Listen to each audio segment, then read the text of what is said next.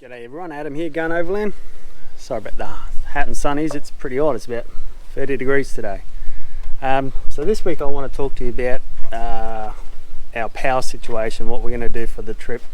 But before I get started, have a look at this solar panel.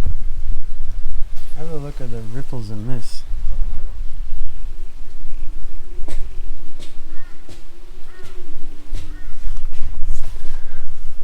I don't know, do you reckon that's going to last? That one feeds the car battery. I'm a bit unsure. I don't know if that'll last.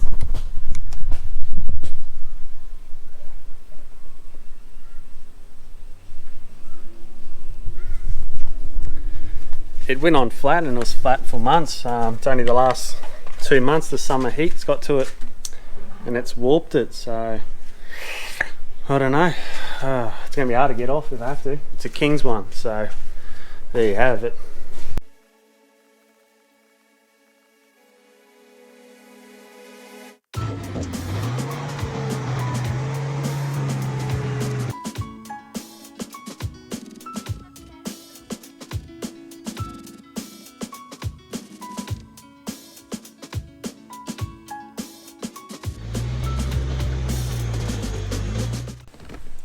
So one thing I've got to mention is this is our budget setup. Don't confuse us with the trip in the van or Explore Life or any of those big shot guys. We don't need a big setup. We don't need a microwave. We don't need aircon. We don't need a popcorn maker or a blender. We're campers. We enjoy the outdoors. So this is our budget setup. Sure, you can go right out and get Red Arc this and inverters and anything you want is out there, but this is our budget, lightweight, simple bushproof setup. So it's up to you what you want to bring and your weight and all that stuff. We just want to show you what we've got.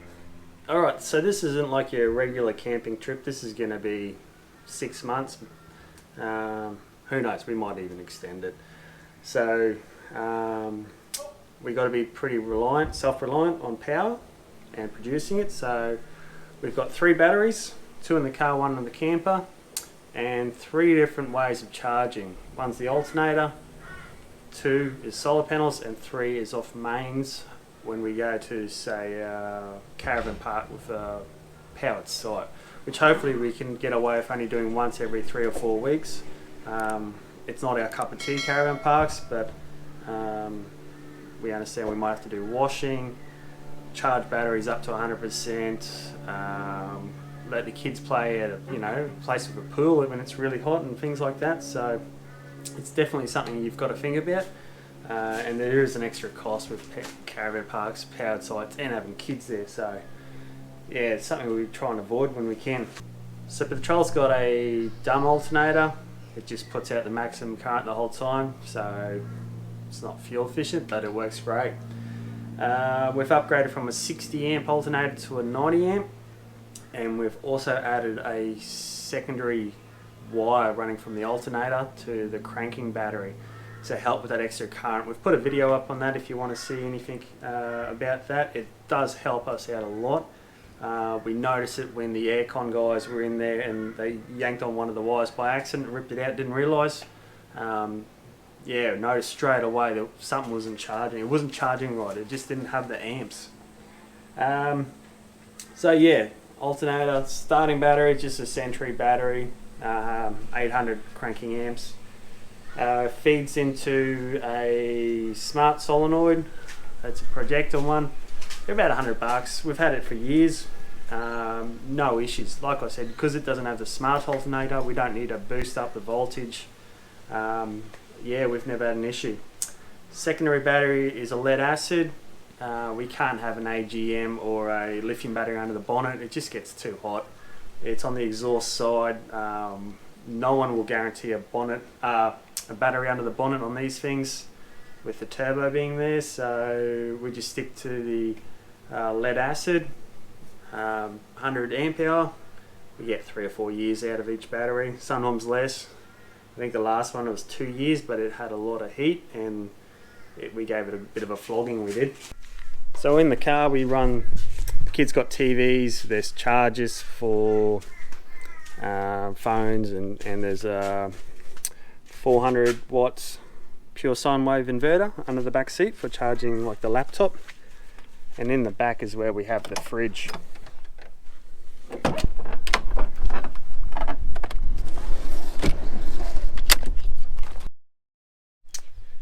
It's a 65 litre Waco dual zone. We can fit enough food in there for the 4 of us for 2 weeks. Alright, so this is where the fridge sits. This Anderson runs off the auxiliary battery, and we've also got a secondary Anderson plug over here, and that runs to this port here, which then runs off the lithium battery in the camper trailer. The back of the car's got 3 different Anderson ports. One's to run the fridge from the lithium battery in the back of the camper. One's the solar input that feeds into the MPPT regulator under the bonnet, and the other one is just a direct feed to the battery. So depending on where you plug the fridge in, it'll determine which battery it runs off. So if we're holed up for a couple of days and the one of the bonnet's getting a bit low, we just plug into the trailer, which is always charged up. It runs really well, the lithium. Down in here's the regulator for the solar panel on the camper trailer. That's a MPPT King's regulator. It's working really well so far. So the trailer has 2 solar panels on it. They're both 160 watt panels. One feeds the car, one feeds the lithium battery. The one that feeds the lithium has got a Victron MPPT regulator. On the roof of the car we also run a 100 watt portable solar panel. This one we've got a lot of variety of what we can do with it. So when the car's disconnected from the camper, it'll charge the auxiliary battery. It's got its own solar regulator, so it can be plugged into any of the batteries if we need it. It can also be disconnected from the regulator on the panel and plugged into the Victron MPPT regulator for the lithium battery. So if we're ever in really bad weather or lots of shade and we need this solar panel in the sun, that's what the extension leads are for. We can run this out I think about 15 meters away from camp to find that sun if we need. So this is the main electrical area in the camper trailer. We call it the battery box. It's got the iTech 120 amp hour lithium battery, which has been working fantastic. We've had it about 6 months now. Yeah, really happy with it. Can't fault it. It just runs endlessly with power. Another thing I've got to mention is we don't charge the lithium battery off the alternator when we're traveling. It purely gets charged off the 160 watt panel on top of the trailer, and so far we've had no issues. Yeah, it's been fantastic. It charges so fast. It only needs a couple of hours of sunshine when you're driving and the thing will be up at 100%. We've had it where we've camped for over a week in the shade, plenty of clouds, lots of power use, and it got enough charge during the day with the solar panel, and then we drove for a couple of hours after the week and the thing was fully charged. We've got the monitor here for it, so it hasn't been charged up since our last trip, and we haven't had to run it off the mains since we've bought it. Basically 91%. That's our fuse box, secondary fuse box down here for a few accessories, and this is where we charge the drone batteries. So we just sit them up here and plug them in, and nighttime we can lock them all up. It's an old regulator, that's the old voltmeter. Now we've upgraded the battery, we don't run that, but we just left it on there for spare. So the fixed solar panel on the trailer roof is a 160 watt panel from Super Cheap Auto. It's pretty cheap. It was, I think it was only 160 bucks, 120 bucks or something like that with the mounting kit. The flexible one is a 160 watt panel from King's, and the portable one is the 100 watt one from BCF. We got it. That was a better quality one. That was about 350 bucks. And yeah, we've had that for quite a few years now.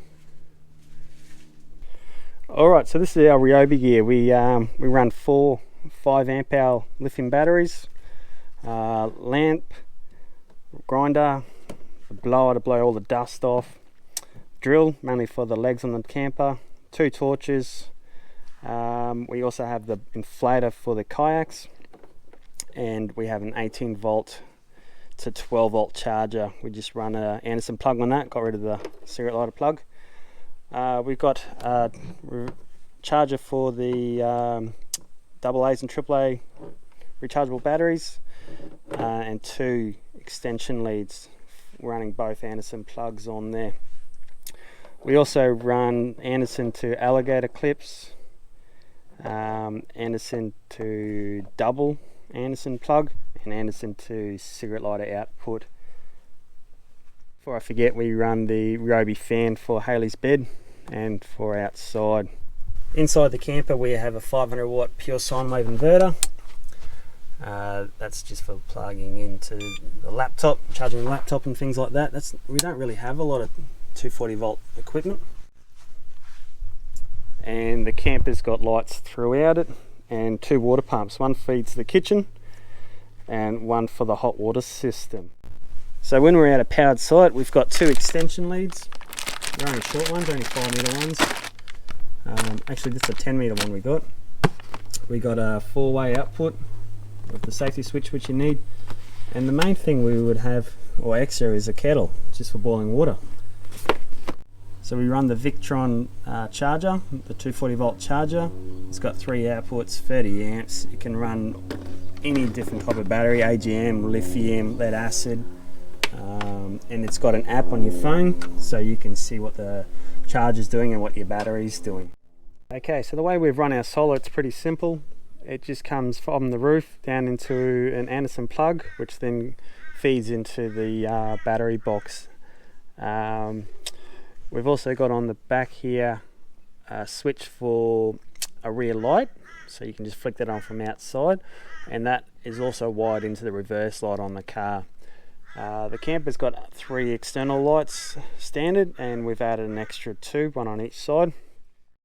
When the roof's popped, we disconnect this Anderson plug here on the back, and we run about a meter long extension lead with Andersons on both ends, and that way we don't have to drill into the roof or into any of the back walls, letting water and dust in and causing issues with that.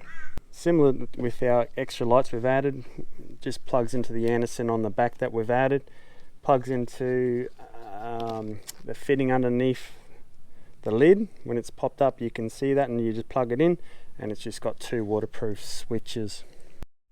In the camper itself we've got 3 LED lights and 2 fans plus the Ryobi fan, so it's pretty simple setup in there. We've also got USB ports and cigarette lighter ports to charge up the drone, the kids' TVs, phones and all that sort of little stuff.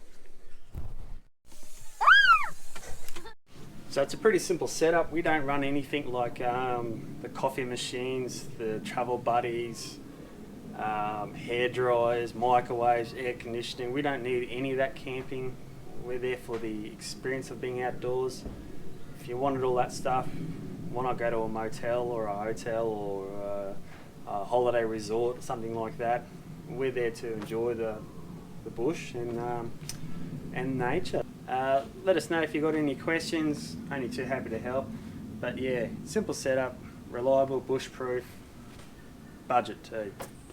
Alright, that's it for us. Just wanted to show everyone you don't need an expensive setup to do a lap of Australia. We've only got a budget setup and it works really well.